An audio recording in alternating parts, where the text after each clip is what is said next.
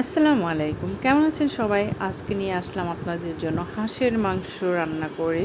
খুবই সুস্বাদু হয়েছে। পুরো রেসিপিটা আপনাদের জন্য সহজভাবে করে দিয়েছি। আশা করি আপনাদের ভালো লাগবে। ভালো লাগলে অবশ্যই লাইক, কমেন্ট এবং শেয়ার করে আমার পাশে থাকবেন। আর দেখতেই পাচ্ছেন কতটা নরম হয়ে গিয়েছে, সাথে দিয়েছি আস্ত রসুন। এজন্য আরও বেশি সুস্বাদু হয়েছে।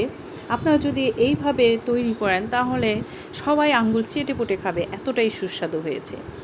সেজন্য আমি প্রথমে দিয়েছি ৩ টেবিল চামচ তেল। তেলটা কম দেওয়ার কারণ হচ্ছে আপনার যে হাঁসের চামড়াটা থাকে সেখানে অনেক বেশি তেল থাকে। প্রথমে কিছু আস্ত গরম মশলা ভেজে নিয়েছি। এরপরে দিয়ে দিচ্ছি এখানে পেঁয়াজ কুচি। পেঁয়াজ কুচিগুলো একটু ভালো করে নেড়েচেড়ে মজিয়ে নেব। পেঁয়াজটা এখানে আধা কেজির উপরে আসছে। আর ২ চা চামচ দিয়েছি লবণ। লবণটা পরে আবার দেখে আপনারা দিয়ে নেবেন। আর এখানে হাঁসের মাংস আছে আমার প্রায় ২.৫ কেজির মতো। দিয়ে দিচ্ছি ১.৫ টেবিল চামচ আদা বাটা, ১.৫ টেবিল চামচ রসুন বাটা এবং ১ চা চামচ পরিমাণে জিরা বাটা। সব কিছু ভালো করে একটু ভেজে নেব এর কাঁচা গন্ধটা চলে যাওয়া পর্যন্ত। তারপরে দিয়ে দেব এখানে ১.৫ টেবিল চামচ পরিমাণে হলুদ এবং মরিচের গুঁড়ো, সাথে ধনিয়া গুঁড়ো মিশানো আছে। আর এখানে দিচ্ছি হাফ টেবিল চামচ মরিচের গুঁড়ো, হাফ টেবিল চামচ ধনিয়া গুঁড়ো এবং ১ চা চামচ গোলমরিচের গুঁড়ো। এটা এক্সট্রা ব্যবহার করছি, এতে করে ফ্লেভারটা আরও অনেক বেশি স্ট্রং হবে।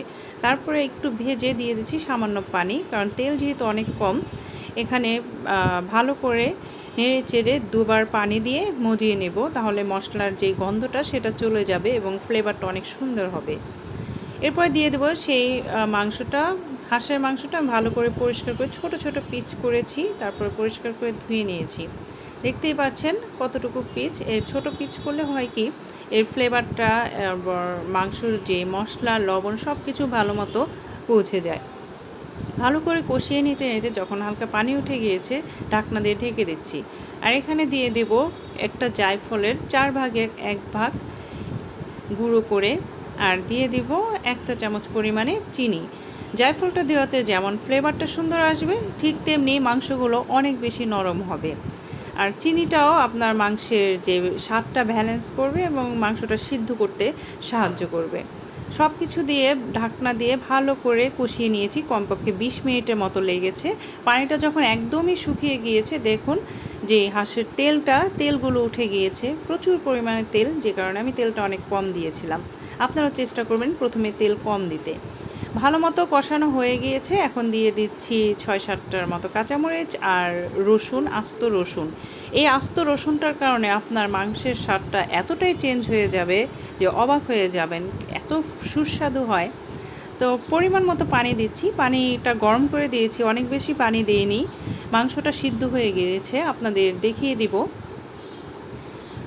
আধা ঘন্টার উপরে লেগেছে মাংসটা কষিয়ে নিতে। ভালো করে কষালে মাংসটা সিদ্ধ হয়ে যায়। এরপরে ঢাকনা দিয়ে ঢেকে অপেক্ষা করছি ঝোলটা শুকিয়ে যাওয়ার পর্যন্ত। আর মাঝে মাঝে আমি ঢাকনাটা খুলে দেখে নিয়েছি। এখন ফাইনাল লুকটা আপনাকে দেখিয়ে দিচ্ছি। দেখুন কতটা সুন্দর হয়েছে, একদম মাখা মাখা, আর খেতে এতটাই সুস্বাদু ছিল যে বলে বোঝানো যাবে না। আর দেখুন তেলটা উঠে গিয়েছে, কতটা তেল উঠেছে।